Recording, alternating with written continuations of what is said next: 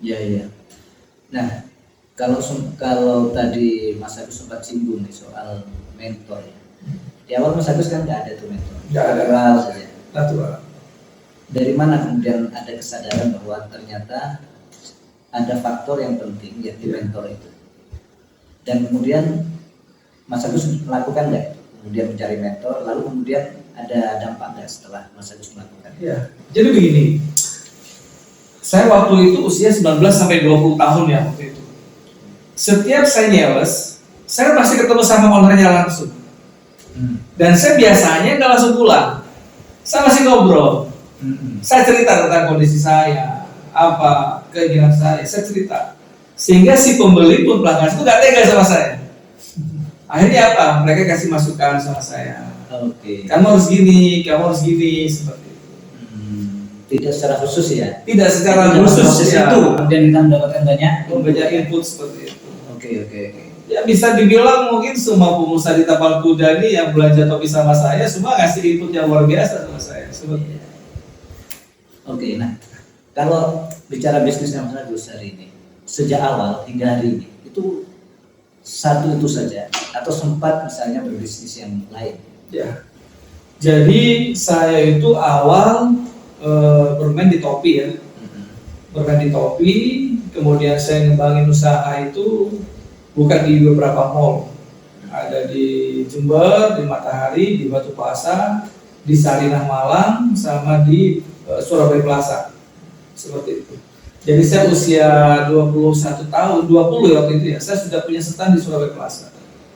Dan satu lagi nih mungkin yang perlu digarisbawahi, kalau mau buka bisnis jangan terlalu bingung ketika udah punya banyak keuntungan, bingung nih mau beli apa ini gitu. Beli handphone yang bagus, beli motor yang bagus, jangan seperti itu. Jadi belilah sesuatu itu sesuai dengan kebutuhan, bukan keinginan seperti itu. Kalau keinginan nanti kurang duitnya seperti itu. Jadi saya dulu kalau ada profit, ada keuntungan itu dilipatkan lagi ke modal, Ini ada cerita, mudah-mudahan beliau masih sehat ya, Pak Lutfi yang punya Prosalina ya. Oh iya. Jadi beliau itu dulu pernah ke Surabaya Plaza. Dia beli baju F1 MotoGP waktu itu.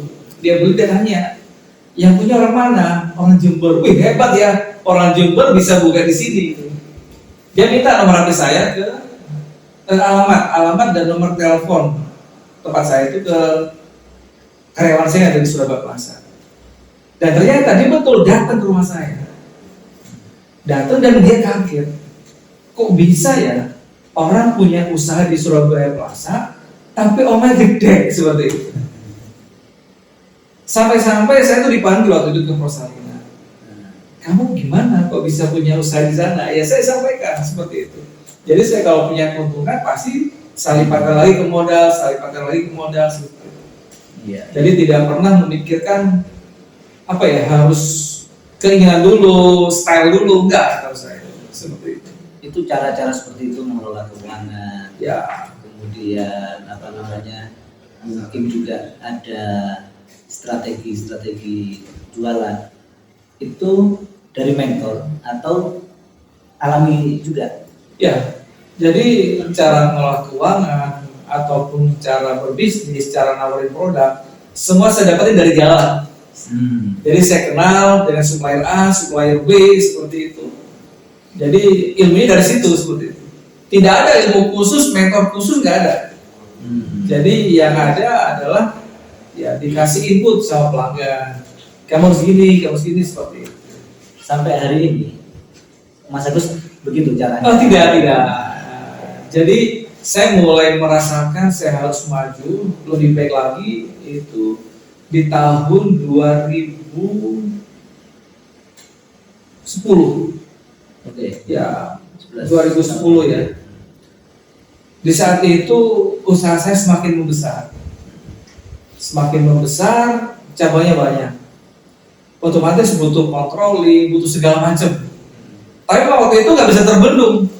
Waktu itu saya buka usaha banner, digital printing ya. Dari mesin satu, hampir bisa dibilang tuh setahun saya beli mesin 2 waktu itu. Dari keuntungan banner tuh luar biasa tuh. Kalau sekarang mungkin pengusaha banner teriak-teriak sekarang. Jadi mohon maaf yang merasakan manisnya saya dulu. Golden age-nya. Iya. Jadi bingung dong kita ngelola keuangan. Tapi karena mungkin mental saya itu seperti itu, ada uang lipatin lagi, ada uang lipatin lagi. Jadi sehingga semakin membesar. Jadi saya merasakan saya harus butuh orang yang ngajarin saya. Kalau saya seperti ini, kayaknya hidupnya nggak jelas. Jadi saya cari mentor, saya cari guru-guru bisnis di online ataupun di informasi teman-teman. Dan alhamdulillah waktu itu saya ikut seminar itu pertama kali punya TDW, Tum Desem Waringin. Nah, itu yang banyak ngasih itu sama saya. Walaupun sebenarnya dia hanya ngasih pancingan, tapi itu membuat otak saya semakin bergerak gitu. Terangsang jadi ya. Seperti itu. Kan ada yang bilang sih bisnis itu nggak mungkin lancar-lancar saja. Ya. Pasti ada pasang surutnya.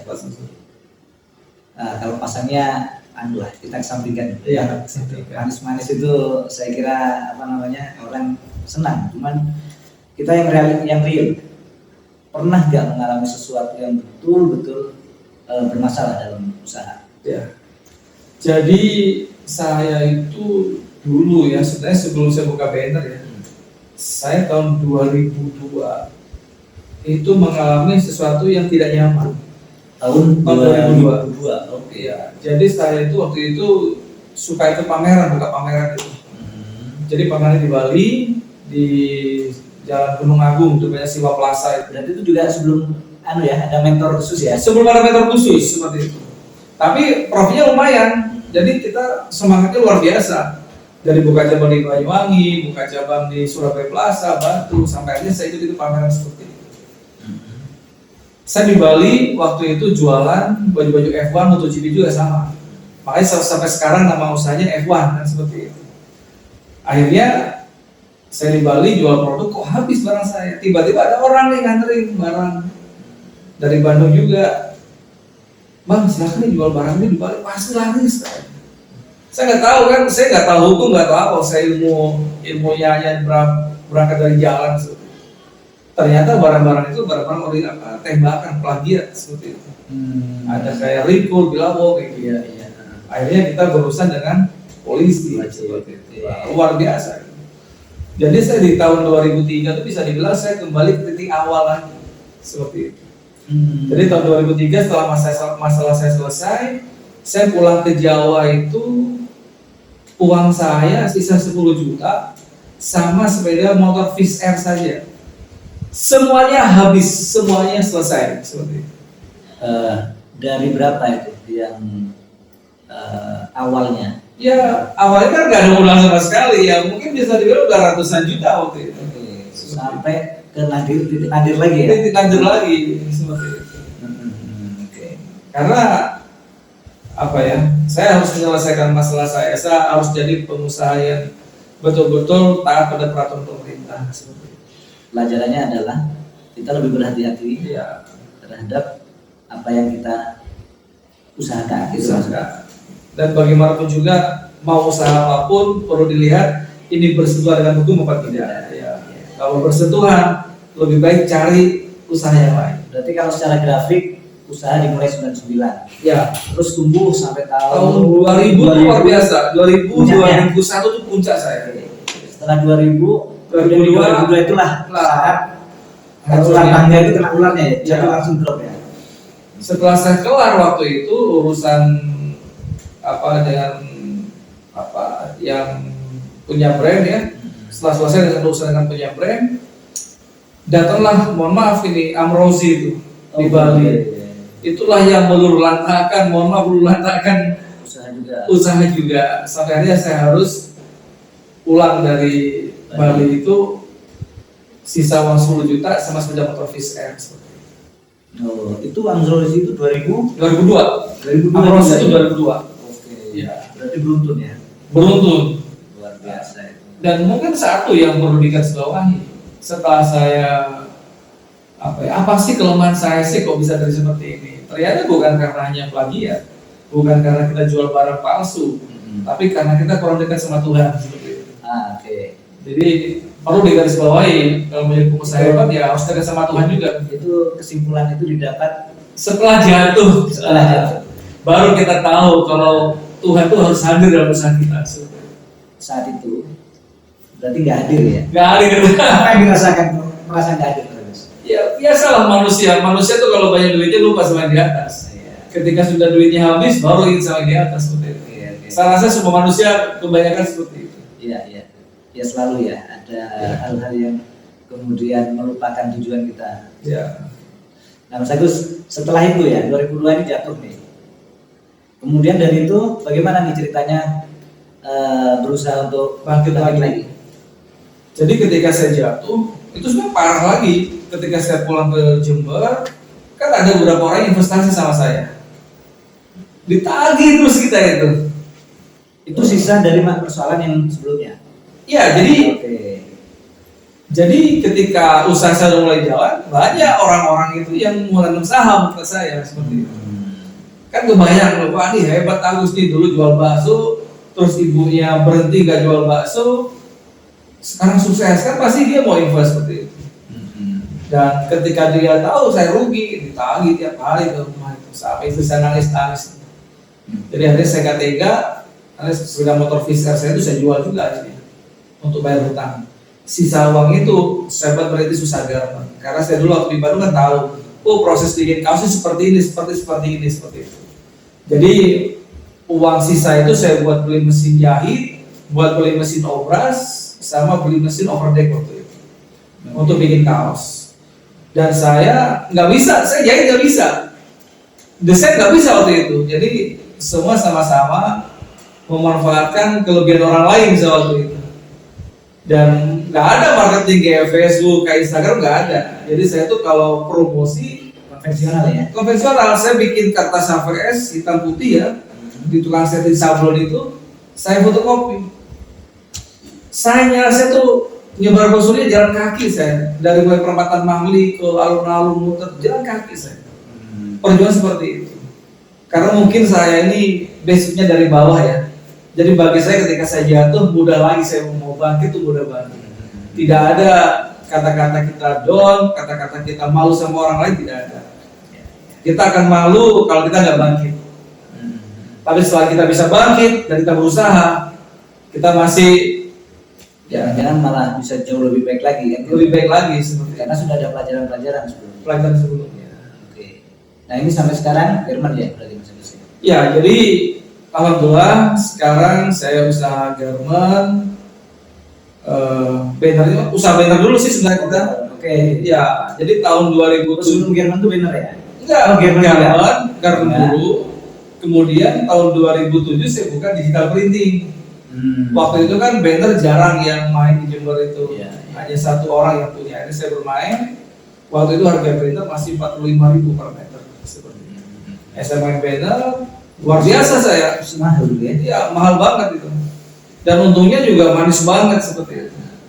Dan disitulah saya mulai mengenal perbankan. Jadi saya punya hutang awal sebenarnya dulu tuh tahun 2004 ya, kalau nggak salah saya punya hutang itu. Dari mulai 35 juta, 25 juta saya punya hutang dulu. Dari 25 di titik 1, titik keduanya nambah lagi 35. Terus gitu. Sampai titik tertinggi saya tahun 2010 tuh hutang saya hampir 5 miliar seperti itu. Luar biasa. Besar sekali. Iya. Karena kita tahu marketnya ini bagus kan ya. Karena saya menggunakan jasa perbankan untuk membuat usaha saya semakin bagus lagi. Tapi ada masalahnya. Ini mungkin teman-teman pengusaha juga harus berpikir juga ketika mulai usaha. Usahanya bagus nih, tapi harus pelajari manajemen kita seperti apa. Kesiapannya seperti apa. Kalau kita nggak ngerti keuangan, bahasa sekarang literasi keuangan ya, kalau kita nggak tahu di sisi itu, kecerdasan finansialnya kita nggak punya, sebaiknya jangan bermain perbankan. Berarti lagi-lagi uang bukan segalanya sebetulnya. Ya, tapi kalau itu bukan uang dari uang sendiri ya. Jadi perlu adanya mentor, perlu adanya guru yang bisa mengajarkan kecerdasan finansial. Kalau manajemennya sudah oke, usahanya bagus, silahkan bagi yang berminat kan seperti itu. Tapi kalau saya lebih cenderung ya, orang kalau mau usaha itu seperti pohon aja, dari kecil dia besar kokoh. Tapi kalau orang tuh kepingin pohonnya cepet gede, cepet besar, dikasih pupuk yang banyak segala macam ya, dikasih kimia supaya besar, yang terjadi apa? Pohon itu dia akan mudah keropos, mudah keserang penyakit seperti itu. Dan itu umum terjadi. Dan itu terjadi juga pada kebanyakan manusia yang mulai usaha seperti itu. Jadi garis bawahnya itu sebetulnya tidak ada yang instan ya? Tidak ada yang instan. Jadi usaha apapun tidak ada yang instan, berproses dari kecil, semakin besar dan semakin besar seperti itu. Ya. Artinya tawaran-tawaran mungkin yang pernah kita dengar atau semacam promo-promo untuk mengikuti sesuatu cepat kaya, cepat sukses. Dari pengalaman sebetulnya tidak bisa begitu. Tidak bisa seperti itu. Semua itu berproses. Jadi makanya perlu adanya seorang mentor seperti itu. Kalau Anda punya usaha, punya feeling apa, carilah orang-orang yang sukses di bidang itu. Mas Agus, tadi kalau kita dengar ya, apa yang Mas Agus jalankan usaha itu tampaknya juga meskipun ada masalah, itu usahanya tapi berjalan.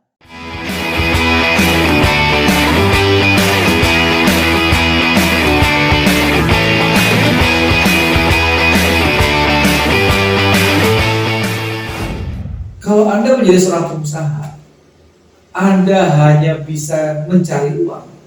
Mohon maaf, Anda itu pengusaha level yang paling bawah. Kalau hanya Bisa mencari uang, seperti itu.